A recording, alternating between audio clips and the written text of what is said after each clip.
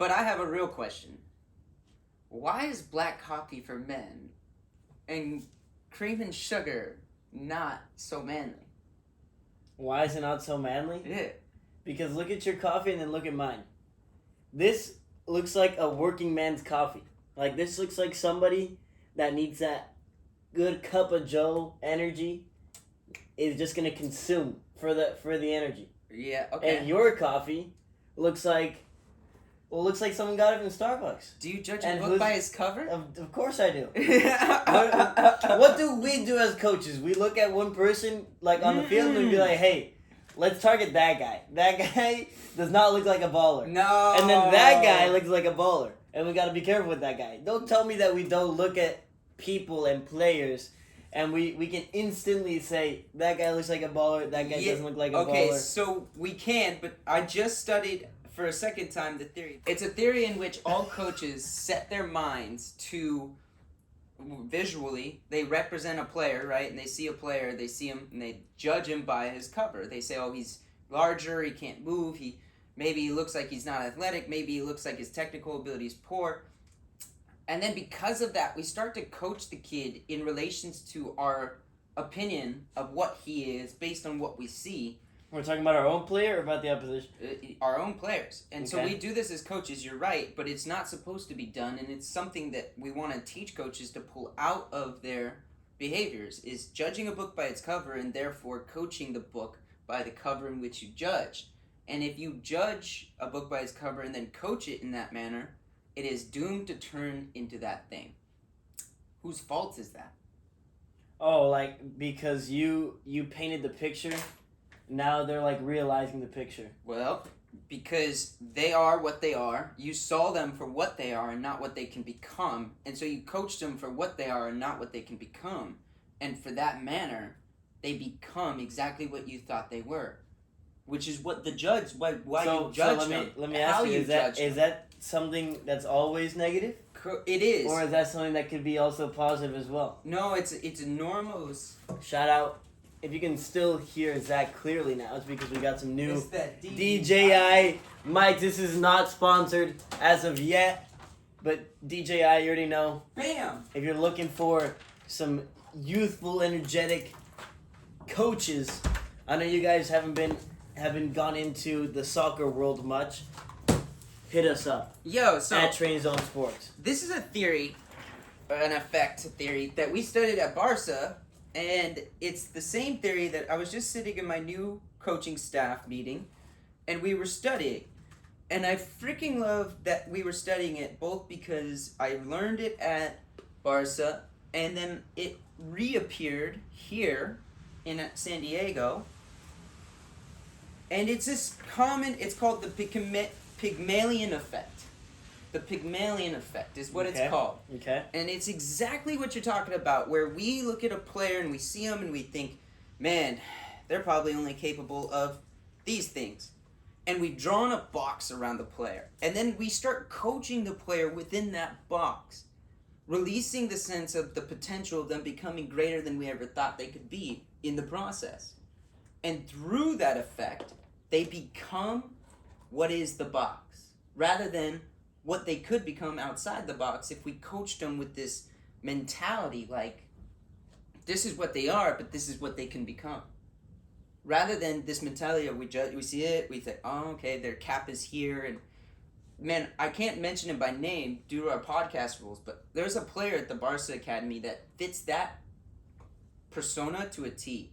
Like, you look at him and you think, no chance is that guy a player. And every time I put my boots up and played against him, mind you, at the time I was 7 years older than him, he would demolish me. I've been playing for 20 years. When you talk about that guy, what made him not seem like a footballer? His body structure, his mentality, his ability to communicate with others, all of those things were like rough around the edges. Put him on a field, best technical ability, best visual awareness, greatest positional understanding, incredibly one-on-one effective, just an all-around baller.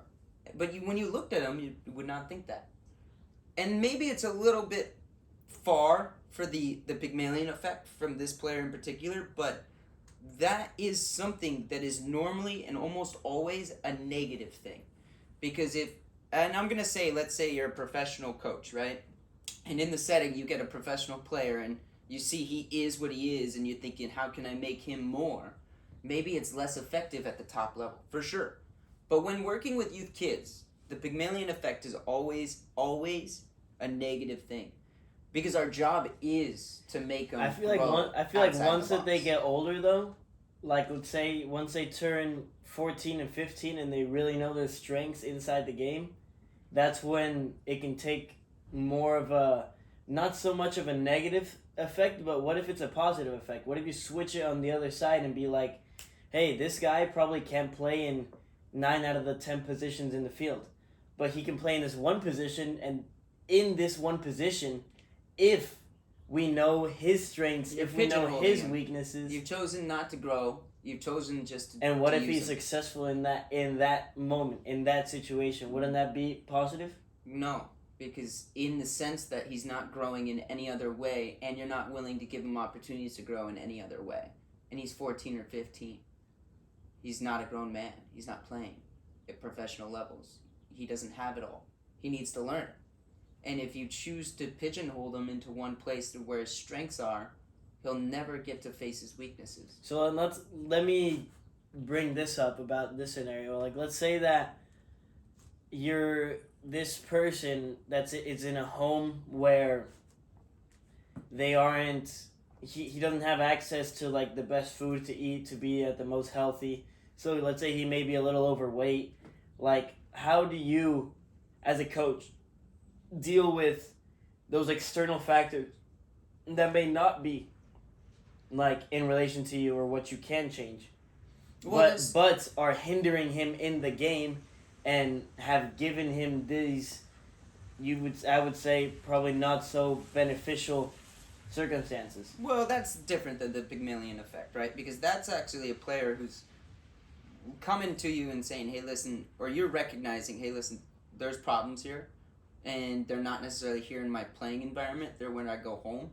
And you two have a moment there as player and coach to build a relation and build that relatability that you need to have as a coach so that you can get deeper into the source of the problem.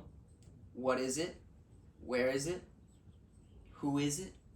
And then you can kind of work with the player one-on-one on becoming what it is they want to become after that.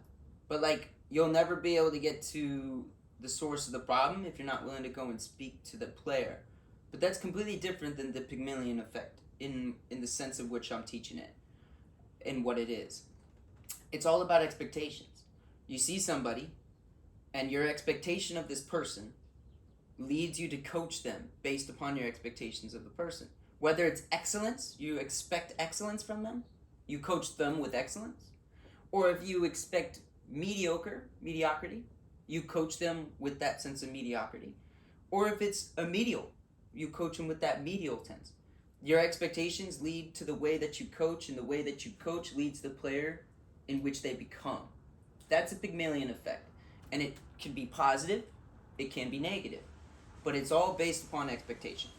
What are your expectations of that player, and how does that lead to who he becomes?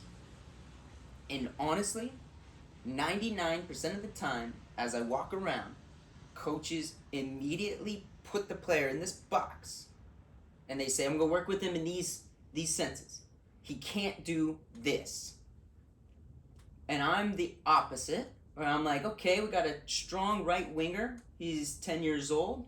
He's incredible at his one-on-one and offensive abilities. I'm going to put him at the left back. And now he's going to have to receive with his left foot, opening up. He's going to have to win one-on-ones defensively, which he's poor at. He's going to have to start working on this stuff. And we're going to see what his capabilities and potential are in the outside the box. And that is what coaches need to do more often to avoid the Pygmalion effect. Because trust me, I've been coaching for 10 years and I've seen everybody else do it as well. You see the player come on, you go, oh, he looks like a baller. Shoot, me and you would do that at tryouts. We'd be looking at each other like, look how it walks. Like, dang, okay, look at that. That guy's good. Like, that guy looks good. And then, bam, right there, the Pygmalion effect starts. and it's in effect. See, I don't think that's such a big issue because, like, You don't judge a book by its cover. No, That's no, why no, it's an no, issue. No. But think about it. The world, the universe, how are they judging you? Are they judging you just by how you look, or are they judging you by your past actions? I'd say it's a bit of both sometimes. It just depends on the So- situation. So then why wouldn't you represent yourself to the best of your ability? And if you know, let's say you're going to a tryout, if you know that you're going to be playing against a tough opponent, like look the part.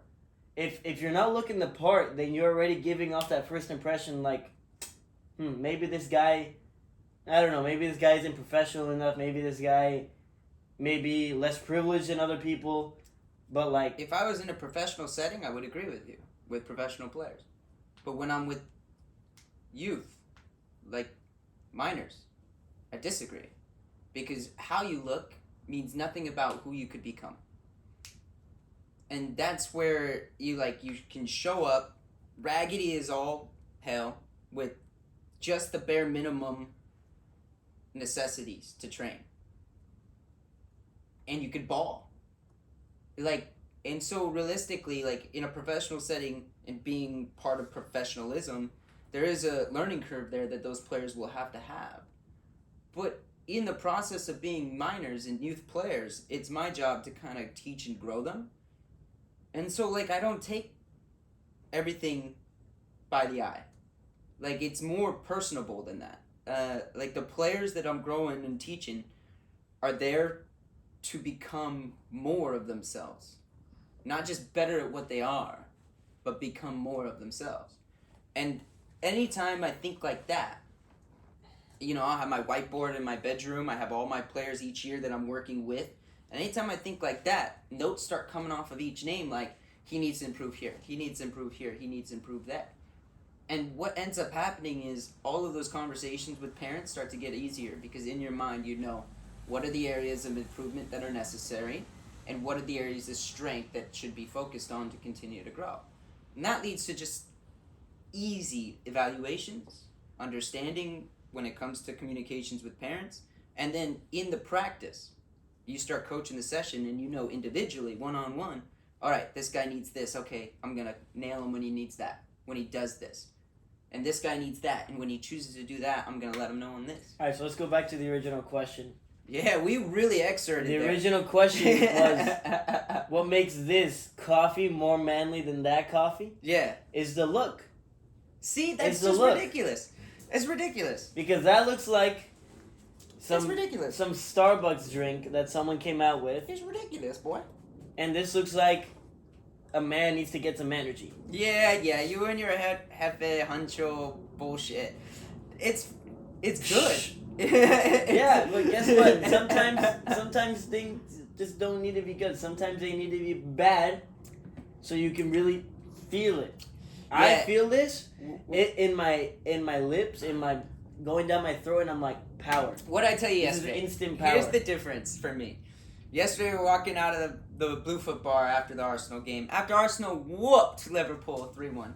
And you're like, at halftime, you're like, hey, let's get a coffee, Jack in the Box. I'm like, no, it's got to be the worst coffee in the history of man. And then I was like, after the game, we'll go find. And then you found a nice coffee joint where I got this Peruvian brew. Now, Costa Rican, some type thing. beautiful brew.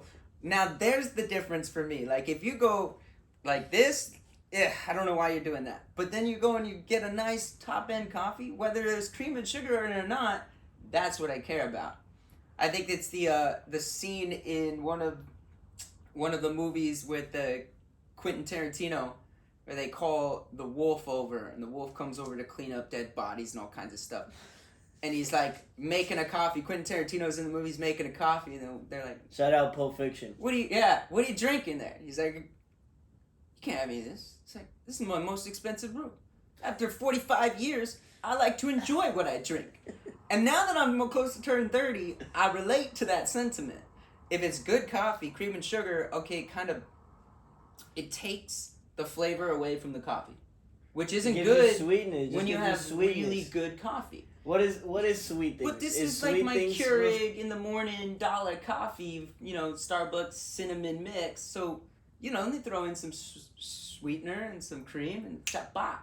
But the coffee I get from the roast at the store, no cream, no sugar. I want to taste this coffee that's from a different place. Dude, I am not that sophisticated, bro. Like, I mean, Yeah. I drink coffee.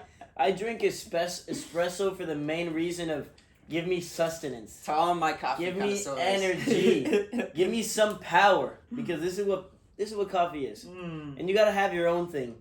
Like the South Americans, they have their mate. Yeah, I agree. And that's already been going all over the world. People drinking mate now. Some people like tea in Britain. Yeah, but they have their tea with milk and the sugar in it too. Isn't that crazy? Yeah, it is. And my dad loved tea. He loved it. He drank it all the time. Unsweetened iced tea. Don't know why, just loved it. And I can't stand the taste of tea. There's certain ones I can't. Tea's just like dirty water, bro. Chamomile tea at night when I'm like really tired, okay. But besides that, I don't think I have a tea where I'm like, yeah, that sounds good. You sound so fruity right now. You know that? I'm alright with Talking being about fruity. chamomile, talking about cool. sugar and Listen, cream. I'm cool with being Look at feminine, this. fruity, Look like at all this. of those Hear things. this. Because I am comfortable with the man that I am, and I know So the are things you? that I want. Don't you miss Hector Bellerin being at Arsenal? I do. I loved his style and flow. I'm like that Hector, kind of yeah. You ever gotten Hector Bellerin compliments? guy. You No, look like him. no. You're like an American version of But Hector Bellerin. I agree with that. With my longer hair, it starts to come Yeah, out. right. Yeah, right. And maybe The if I start to style- put my earrings Style back in, senses. I gotta get my earrings back in. He wears earrings. Yeah. I wouldn't doubt it. Small hoops.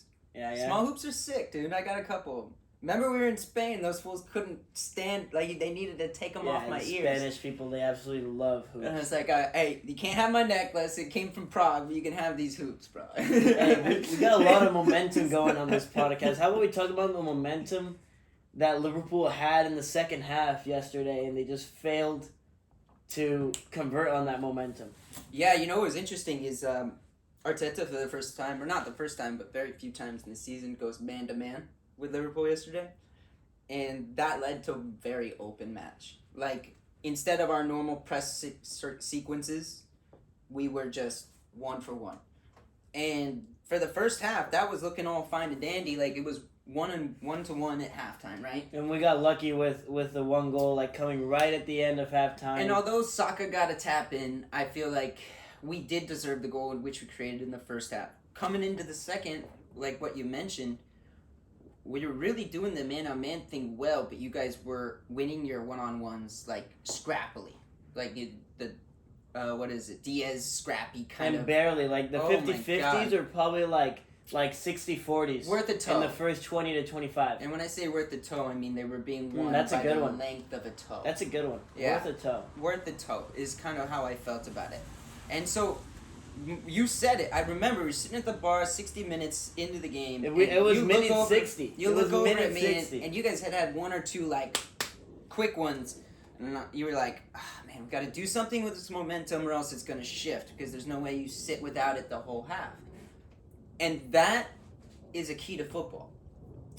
There's no way you sit in a game of football without momentum each half. You'll have your moments. No, and let's talk about it. Like, even having one moment can change the whole game. We saw in Liverpool did not deserve a goal in the first half. I squeezed it The out. moment right before halftime, we always talk about this. The 20 most important minutes in the game are the first 5 of each half and the last 5 of each half. Yeah. Liverpool got the momentum going for them in the last 5 minutes of the first half by getting that goal. Yeah, but they were hyped going into the locker room. Exactly, and now they're like, all right, we got a game, now we're here, now we're in it, and imagine Arsenal. Mentality, momentum, ability, they're there.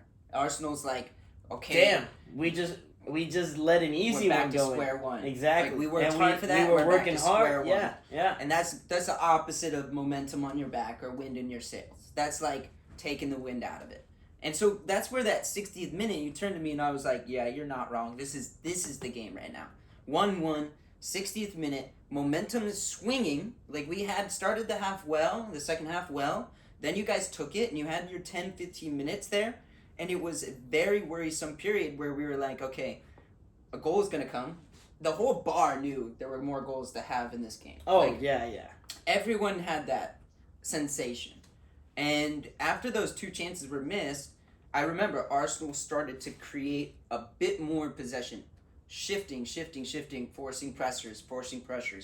But then, Keeping the ball more, no? Yeah. And what does that do to the momentum when you actually keep the ball? Don't you believe that it'll start swinging it in your favor the more comfortable that you begin to be with the ball? yeah, Barcelona Because used to say, you can't be comfortable without the ball. yeah, and Barcelona used to say in transition to possession, you want to connect multiple times in the area to recover the sense of possession.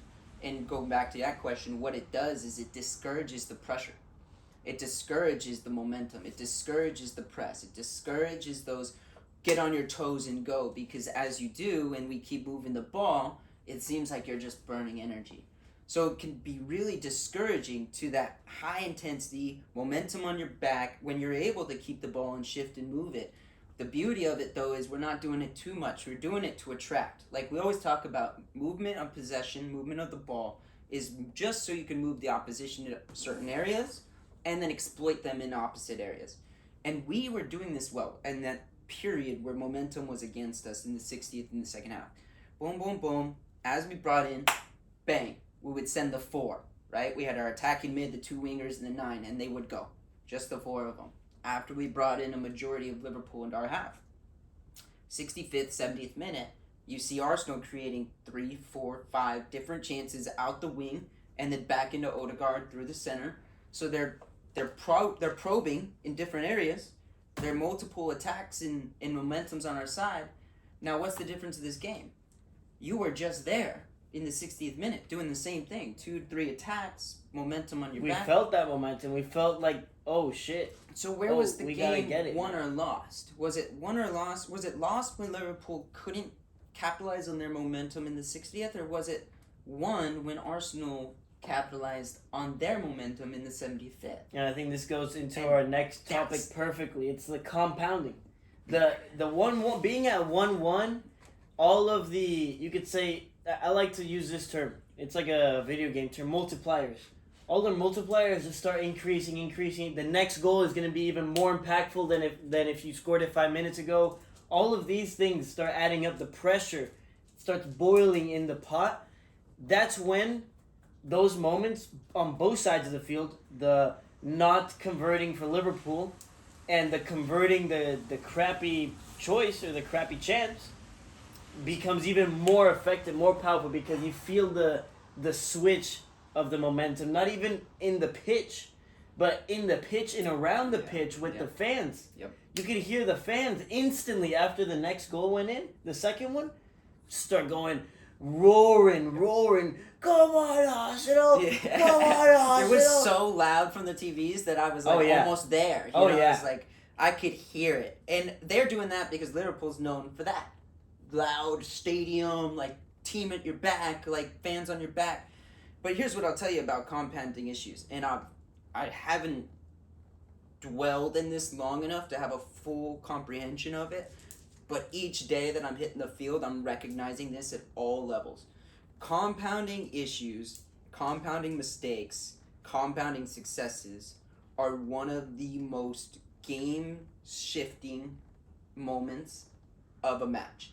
And this is why I say it, because momentum teeter-totters on 1 or 2 of those compounding mistakes or compounding successes. And I've been thinking about it a lot, because whenever you make compounding mistakes, a lot of the time, and we've spoke about it on the podcast, we address the mentality of a compounding mistake. Remember when we said, like, if you make a mistake and your coach is telling you you're good, like, you're good. We've talked about that. But we don't necessarily talk about the tangible problems of compounding mistakes and why that leads to more mistakes. It's like I was addressing a player recently. It's like, well, today, you know, and not usually, but today, your first touch is underneath you. And because your first touch is underneath you, you're losing 10 yards of pressure or a second and a half to set the ball in a position in which you normally would have had it on your first touch. So now, you've had the ball coming, let's say situation 1, you had the ball coming, you touched it well outside your foot, you picked your head up, there's 15 yards between you and your opponent, your player's in a good position, you have the time to make a quality pass, and you know where it's going to go. Situation 2, You got that same pass made to you, your first touch is underneath you, you got to pull it out from underneath you and set it to make that pass. And as you pick your head up, the player's 10 yards closer than he was in situation 1. You have way less time, plus the pressure is there, so then mentally you're at panic, and this pass could be intercepted now. All of that is due to the first thing that happened. So now, because that first thing happened, rather than trying to force the pass, which would be your compounding mistake, you have to reel back and change the situation again because of your first mistake. It becomes a whole new scenario. The scenario that you thought you had just changed because of the I'm going to bad shout out mistake that you had. Ivan. He's over at FC Lokomotiv, and he's one of the head dogs over there. A Hungarian coach I work with in FC Barcelona's residency academy. Shout out Ivan. Shout out. Brilliant bookworm. Brilliant bookworm. I think he has his master's degree. He does presentations in Hungarian for Hungary. He works out here. Brilliant guy. But he used to say this to his players a lot. It's like, the mosaic changes. The picture changes. But he would use the word mosaic. And he'd say, you put your head down, you look at the ball, do whatever you have to do. But every time you pick your head up, the mosaic changes. And everything in front of you has to be reassessed.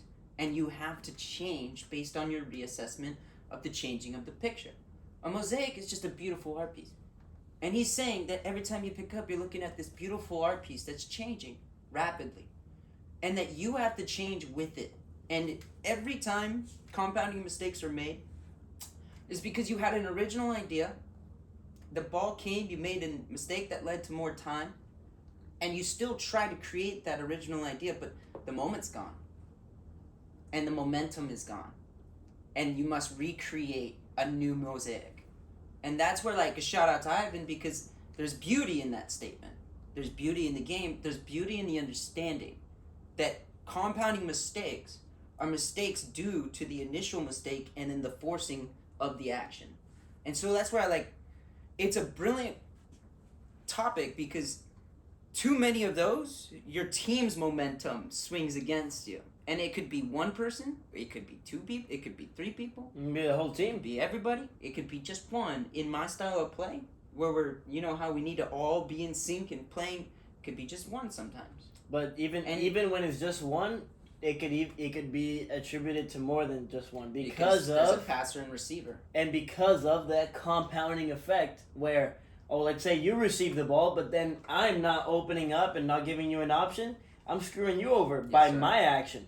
So in reality, I don't think it's very rarely one person. So one of the lessons here is a little excerpt lesson that I like to tell players all the time. Just look in the mirror before you point the finger. Recognize that you can always do something to make the situation better rather than pointing and placing fault. It's a really big lesson for players to always uphold. That's a reel right there. Yeah, it's just one of those things that you clip it. You have to always do, because when you do that, you're such more of a team player that you can take a compounding mistake, cut it off right after the first one, and turn it into a compounding success. And then you make your teammates look even better. Those, for me, are probably the best players in a team that, they'll carry the team on their shoulders when someone is messing up, someone ain't doing bits. They're just going to put their team on their back. Really? Shout out Darren Sharper. Shout out Marshawn Lynch. They eliminate mistakes, or they reduce the risk of the mistake, and then actually turn it into something positive. They reduce the risk of the mistake, and they're able to turn that risk into a positive, which all risk has that at play. Has your negative effect, has your positive effect. We wouldn't risk anything if there's nothing to gain or venture, right? And so that's one of those things that when you talk about compounding mistakes, compounding successes, it's not just the mentality, because there's a mentality there, of course. Confidence, we talked about in depth, that is affected both individually and collectively, like you just mentioned. But tangibly, something is going on there too that's leading to these things. And so being able to express that to a player, word for word, and getting them to understand that, hey, you're going to make mistakes, but when you do, we need you to then change the mosaic and think differently. rather than force the option, because there's always more than just the one option ahead of you in football. Always. And that's like, I think that as far as like momentum and building into the compounding mistakes or building into your momentum by compounding successes is really, really important. Like one of the things, the last thing I'll mention on it is this is why I'm such a heavy coach in fundamental teachings. Like a stickler for it, some would say. for An absolute sure. stickler. For sure. Yeah. I am an absolute stickler when it comes to fundamentals, and I won't. Well, not only I'm willing to change if somebody can bring to me bigger importance of certain actions, but at the current moment, I just don't see a bigger importance in teaching players their true fundamental actions. No, and I'll keep saying this because I finally got to experience it when we went to Europe. We saw those people that were in stadiums, like filling out stadiums. These guys get paid millions of dollars a month. And what do? They just know how to do the basics right 9.9 times out of 10. The basics. They're no different than you and I. They got skin, they got 2 eyes, they got 2 ears, a mouth, a nose. Like, why are they there and why not these thousands of people there? Because they know how to do that under pressure, not under pressure, 9.9 times out of 10. Yeah, before I go back to the original point, the story I have when I was a college player was my first season, I recognized my boots were really wide and I needed really skinny boots for me because when I had really wide boots, my control touch was heavier. Well, practices were an hour long of control touches and passes with pace and power and accuracy. Like, I had to have that down on a regular basis. And people think, oh, it's the intensity or it's the tactics or it's the strength and speed of everybody around you that makes it hard. No. It's an hour long of doing things perfectly that makes it hard. And that's where, like, fundamental teaching for players becomes so important to me for them, because when they get to that stage, they're going to realize it's not if I can hit an overhead scissor volley. It's if I can control a 50-yard pass on a dime and then make a 50-yard pass on a dime. That's the importance of football. And realistically, as we start, I'm a stickler for it. There's moments my players who use the outside of their foot and shift out and play, of course. But what do I'd rather see? Use the inside of your foot, play the back foot, open the hips, see the next one. Football could be like a little domino effect. Or like a ballet. Ding, ding, ding, ding, Where ding. it's this move, this move, this move, this move, this move.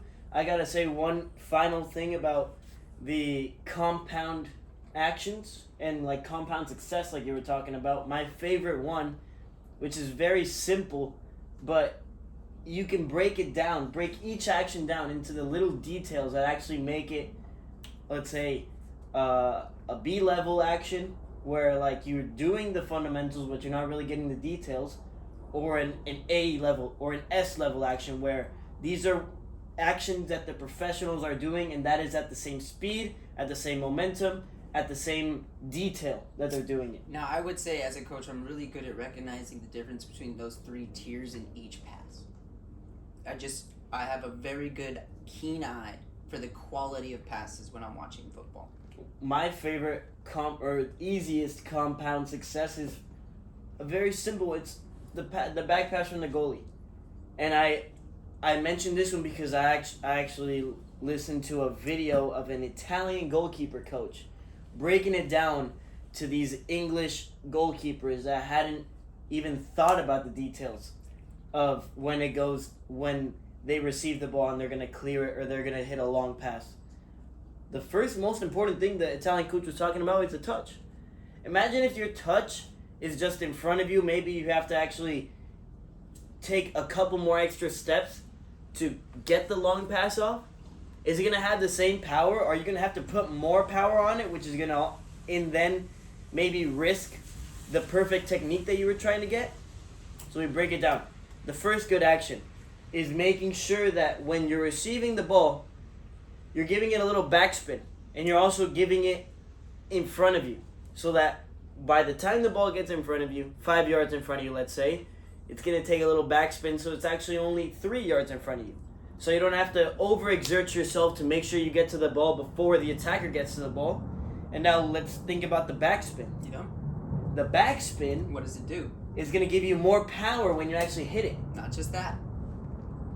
It takes it away from the attacker as well. Not just that. Wow. Look at all the details that are picking out just from a simple action of control. Think about it. If a ball's rolling like this as you hit it, what is it going to help as you hit it? It's the lift. It's going to lift it. It's going to lift it. Because of the spin, as you nail it, as long as you're nailing that ball underneath the center, it's going to go with the spin that it's already created. It's going to generate more power because of the cross momentum hit. And it's going to be pulling away from the defender, which you mentioned.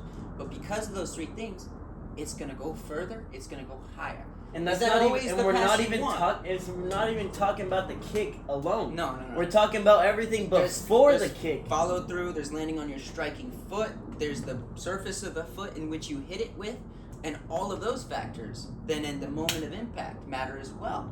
Because you can change that from a high loft to a driven, even with the spin. Oh yeah. And so that's at the point of contact in which you can make that change. One of the greatest things you could do in one-on-ones, which I don't do anymore, but we're starting our group sessions soon when the sun comes back, is working on particular passes and the technique it takes to hit those passes.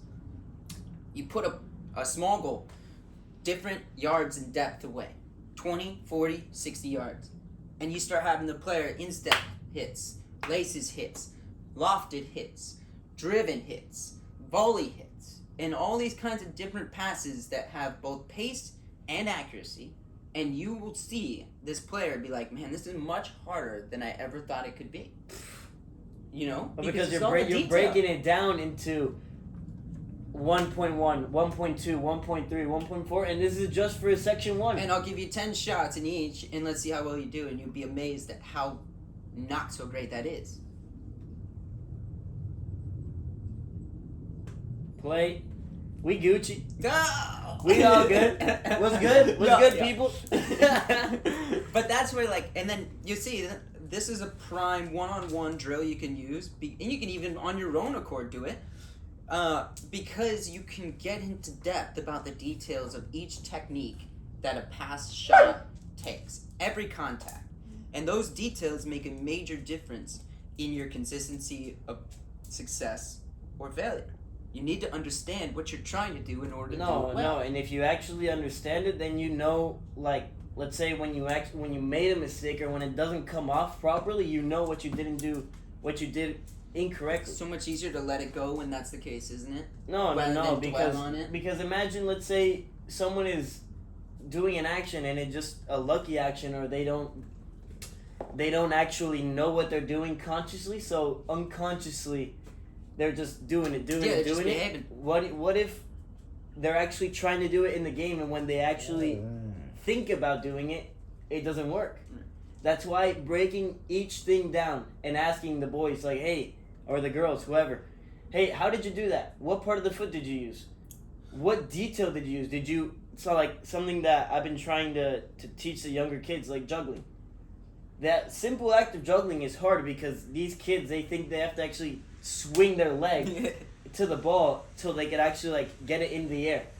So the thing that I've been trying to tell them is like, okay, try and keep the ball under your head and see how you can do that.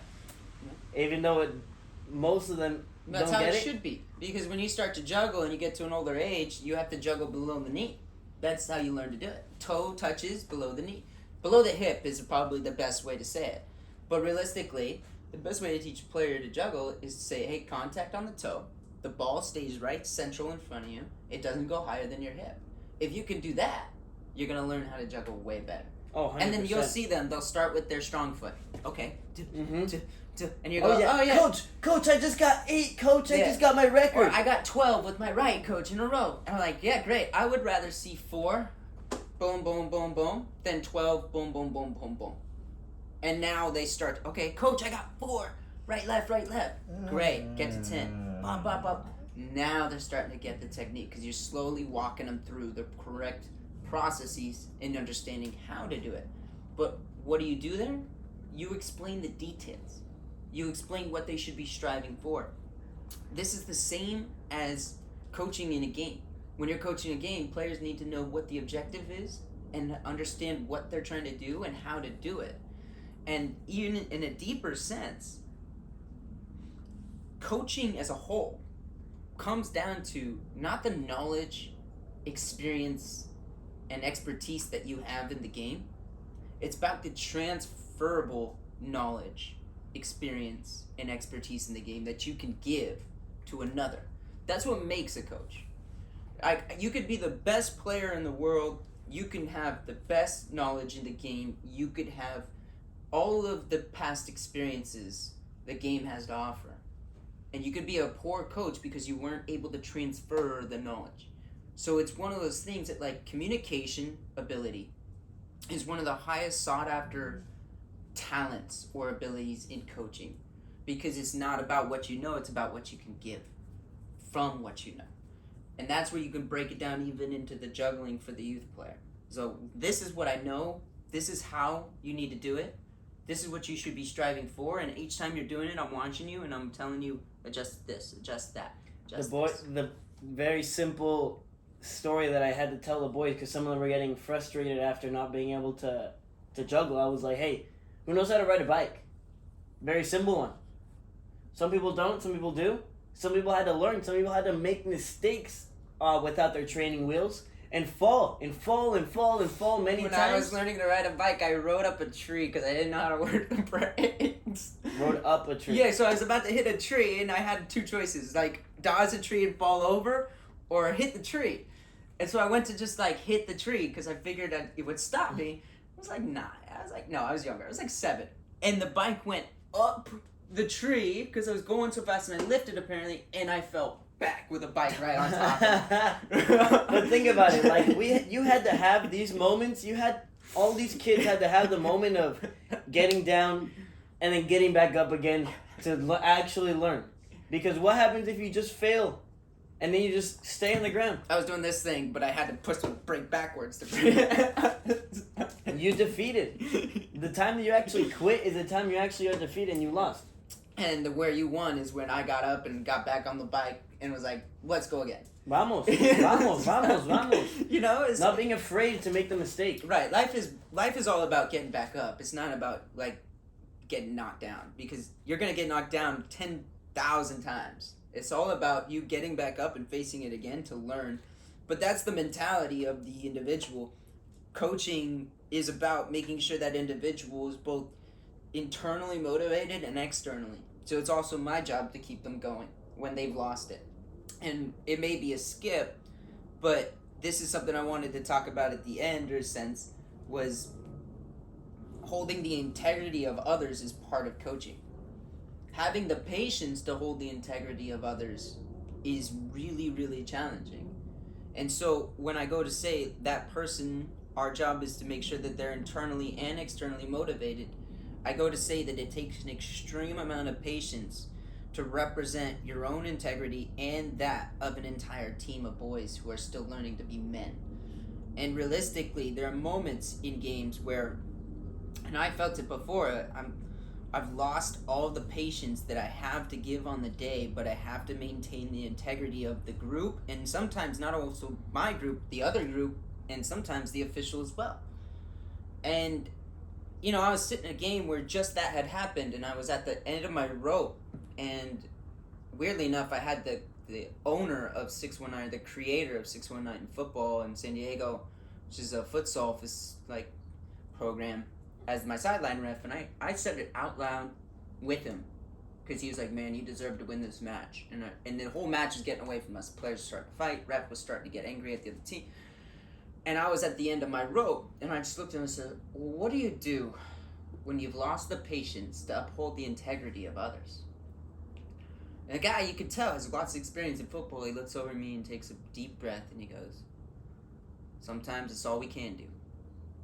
And I was, for a moment, like, what does he mean? And he was stating that all you need to do is take a deep breath. He took a deep breath as an example, a demonstration of what you need to do, and then said, that's all you need to do. You take a deep breath, realize it's 10 minutes on the clock, and although it's getting away from me, 10 more minutes of pushing to uphold integrity of my group, make sure that they continue to give all they got, make sure that we focus on our objectives, leads my team by example. And what am I transferring? The ability to uphold your own integrity when things go poorly. You're giving them a life lesson, even though you are upset, you are pissed off, fuming, everything furious. Is dead inside. Yeah, and you're giving them a life lesson that. And I still gotta give. I don't care. And I don't care about your emotions. That hit me right at the home, like right at the heart, because you've been coaching for 10 years, and I could tell this guy's been coaching a bit part of the game for 30. And in this moment where he's like, man, you deserve to win this game. In this moment where I can't anymore. And people are popping off. Fires are starting to take. And I'm losing it. And this is after 10 years of coaching. It happens. And you gotta take a deep breath. Because you're a great coach. You're leading them well. You're being positive. You're teaching. Take a deep breath. And uphold that integrity for 10 more minutes. So, okay. That's my job.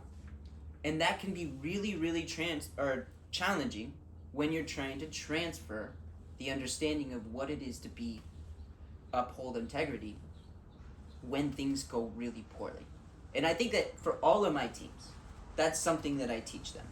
And I think for a vast, vast majority of them, they grab it and they hold it. My teams could be said, they don't give up. My teams could be said, we may lose a little bit more due to the learning and development of fundamentals and understanding of the game. But we don't give up and we continue to battle, we continue to fight. And one thing's for sure, we never lose. We always learn. That's how I lead my teams. And it's a really interesting process because even 10 years in, I find moments where I too have to learn from the elders around me. Because it's one of those things that like, you've seen thousands of it, but he's seen tens of thousands. And you just have to respect that experience sometimes. Especially when you're at the end of your row. It helps to have somebody with that experience around. And I was just lucky that the sideline ref on the day was that kind of guy. Was somebody with that kind of experience. Or else, what would that last 10 minutes have looked like for me? Oof. And you've seen me in that state before. Oh yeah, it's like it's not pretty. gone and out. It's not. It's not. I can. Sometimes you even. Sometimes I've seen you even remove yourself from the team so that any emotions that are stirring up inside of you don't have a negative effect because maybe you know yourself, and you know that, and you could be prone to saying something that's maybe not so nice, and but that's something that's important. Yeah. You need to be able to know yourself and know what's going to happen in that situation or how you can control yourself in those situations.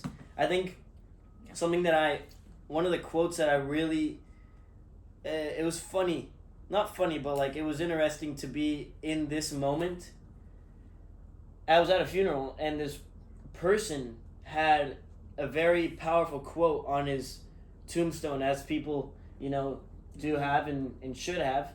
And my dad's got one. I had a feeling that this man lived this. I never even knew who this person was, but the quote that he said was, "Life is not measured by the number of breaths we take, but by the moments that take our breath away." And I think that we all like to imagine ourselves, put ourselves into the big moment, 90th minute free kick, 25 yards outside the box, and it's perfect for you to take it, put it in the top bins. We all live and put ourselves in the moments of greatness, of glory.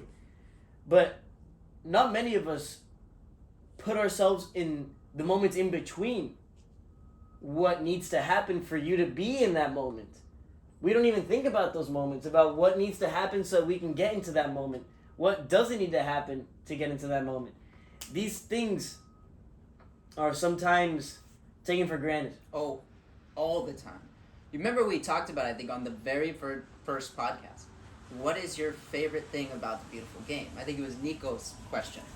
Maybe we should do that again. We should send some questions Shout out Nico.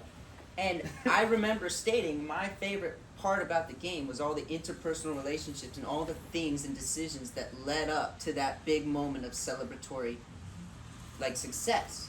And I remember saying, it's all of the little things that take place in between the season and all the things that led up to that becoming a big moment that, for me, is outstandingly beautiful. And when that big moment comes and everybody celebrates. It's pure ecstasy. I am in a state of disbelief, complete disbelief, because my brain goes immediately to all the million little things that I said, the million little things they did, the million little things they chose to do with each other that led to this once in a lifetime experience of success. And I'm just completely overwhelmed and taken back by all of those little moments in between that led to that big one. And going back to like all the compounding stuff, all of those little moments compounded. Like a multiplier.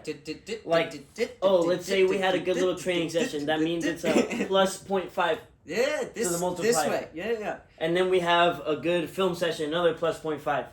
All these things are going to add up to make you have that a bad game, big moment. Then back 2. Yeah. Then you back on, you get a good session. Imagine the multiplier being, or that moment being the ultimate culmination of that multiplier, and how massive the feeling is, or how defeating it is because of all the moments that you had or didn't have or didn't do. That's it. So it even makes it, like you were saying, so beautiful, more beautiful to see the explosion of the emotion when it's been building up. You know, that moment where you just can't really, you're stunned, you can't move, you can't think, you're overwhelmed, and then you'll see one little tear come down my eye because I can't let the boys see me cry. But it's not the fact that we won. Hey, but what do you mean the boys can't see you crying? And then you've got this creamer and sugar. Come on. No, but I still gotta lead. I still gotta do things. I still gotta uphold the respect of the opponents. I still gotta collect the trophy ceremony. I still gotta speak about the players. Like, my job's not done at that point. It's just started. Before I get to have my moment, everybody else gets to have theirs. That's how coaching works. And that's the beauty of coaching to me. But while everybody's having their moment, I'm over there in beauty. Because it's beautiful to me. It's the reason that we all come together day in and day out to build on that momentum for the culmination of the success that now you get to watch. You get to see everybody enjoy. My most favorite, I think, one, is the last tournament I ever coached in Los Angeles. I was with Pateadores and one of the greatest young boys teams I've ever had in my life. And we were in a tournament with 8 players in a 7v7 or 10 players in a 9v9, I forget. We were in game 3 at the end of our ropes trying to get to this final. And the boys had not known I was moving to Barca immediately after this tournament. I didn't want to tell them before. I wanted to wait till after. They were 9 or 10. It didn't seem right to give them this big coaches leaving to Barca and then go play a tournament. It was hush hush. Let's win the tournament. I'll tell them after. You did the reverse club. And I'll post videos on my account of this day because it's one of my most cherished days of football. Is we get into the final, we made it. All my boys are knackered. The 10-year-old boys are playing 4 games in 2 days and they're knackered. They have 1 sub the whole time. And we were winning 2-1. We go down 3-2. And I kid you not, said, all right, that's really it. I can't believe it, but that's it. We've gone as far as we can go. And my assistant at the time, Chris Ortiz, grabbed me. He's like, we're not done. He's like David Goggins. He's like, time to carry the ball. It's time to carry the ball. So he gets up. He's like, Pedro, get higher. And I'm like, feeling his energy, momentum. And I'm like, all right. He's feeling the energy now. We're momentum. All right, Chris, I'm with you. Pedro, step higher. Back it, step higher. We're going for this thing. We equalize. We get a pen. We win 4-3. The second we won, parents onto the field, players 10 years old running off the field in the opposite sideline. They don't even know where they're going. Some of them are going to the keeper. Some of them are running straight to me, and I had no idea. Because I'm looking at all of it. Because it's just one of those beautiful, beautiful moments that came out of all the compounding successes we had throughout the weekend. The moment where the assistant coach grabbed me by my britches in the final, to the moment where we were in the semifinal in the 3rd game, and we were handling everything with clean ability and passes and good finishes. Then, as it all comes to a close, I think I have a video as everybody's starting to come back to themselves, and I have one player literally sprint up to me and jump into my arms. And they're young kids, so I grab them with one arm. And like a trophy. Yeah. Z seems even Excited excited about the this story, story. It's right? a great story. And, we grab all the boys together, parents, we celebrate, do the trophy ceremony in front of the other team and everything. And as we have our personal moment, I have to tell the team, hey guys, this will be my last day with you. Next week I'm packing all my things, I'm going to Barca. Mind you, at the time I had to tell 5 teams that because I was coaching 2 at the club and 3 at the high school, and this was like my first exit was with this team. And we had just had that incredible celebratory moment. It's almost like, if I had stayed, this next season would be amazing, but I can't say no to Barca. And the beauty of that whole trophy ceremony, the celebration, the culmination of successes, is something I will remember for the rest of my life. And that is the beauty to me, and that is where the worth is, and that's why I do what I do. I don't do it for my own, successes and enjoyment and emotions. I do it for the memories. And for them, for the players, for the parents. For parents, it's the same. For the memories, for the experience, for the growth of the kid. The videos, bro, the photos. Yeah. Dude, those are... My mom took a photo of me when I was 4 or 3 years old kicking a ball. It's going to go up on my Instagram soon. I'm going to show you what this can do. But it's... No. It's just these moments. I'm so happy that we were able to actually get these business expenses / business pleasures, luxuries, because now I'm able to capture these memories, capture these moments that we live. And they're beautiful moments that I can look back on and be like, boys, look at this. You'll never forget. No. You'll never. And they're always going to be for the world to see, for all the fans to watch. That's my favorite thing. It's funny. I feel like we're getting a lot more fans recently. Really? Yeah, no. People just start like mentioning our page or the podcast. I have actually had a lot of people mention the podcast, and for me, it's so interesting because originally the idea came from a conversation I had with a friend of mine in Tucson, Camille, and that's where the whole thing originated, the idea, and then it brought it to you, and it took root. And for me now, it's only really. It's just a practice, a weekly practice that helps me reflect upon the game and all the beauty within it. And that is something that should always be done. All right, dude. And Z loves being part of it. Come here. Come up here. Yeah. Z loves his Sit contribution to the Sit podcast always. Sit. Good boy. Give me a shake. Yeah, good boy. Look at this guy. Give me a kiss. I'm surprised Z hasn't gotten us more views. Yeah, no fan bases for Zeke, huh? I know, right? He's just chewing on my arm every week. Maybe we should set aside a page for Z so that Z can get his own moments. You know what it is? Is anytime we break a certain decimal in volume, he comes over and wants to come. Oh, he starts a feeling? Yeah. He feels the power? He feels the power and vibe. It's probably after we finish our coffee. That's when he's he's feeling the most energy from us. It's like a decimal thing, and then when it's too loud, he immediately crazy. oh, it's time to play. Yeah. And as you can see, this is him playing. See, we don't have the Liverpool. I told one you. up. I told you. Dang, you should have brought up. Although we have 2 Champions League, or no? No, 2. that was Champions. This one is La Liga. Yeah. This is the super. Still, the El Super Clasico Cup. one is the top. I love that. Oh no, El for Clasico sure. one. That one's beautiful. Where can we find you, Zach? You can find me at ZJ Kaizen or at Train Zone Sports on Instagram. And what about you? You find me at Coach JCKM, at JCKRM, both on Instagram. I gotta say, you put that mic to the ringer. Move in and giving all of yourself for this podcast. Was I? And it stayed on. No, this mic. Shout out to DJI because you make some amazing equipment. And I said at the beginning before it was rolling, but this product is worth every cent. It is so nice. It is so effective. It is brilliant. So shout out to DJI. Shout out to Jose Carlo for the They're giving us ideas. They're giving us ideas for how we want our stuff to look like just so aesthetic, so pleasing. Absolutely. It's got the little. Can we do a little aesthetic? Do it. Oh, I probably didn't hear that. How about this? How about this little click? You can definitely hear that click. Just Nice mechanical engineering. I appreciate you, DJI. Yeah. How about the ending? Yeah. Oh my! Look at that. No. There. Better.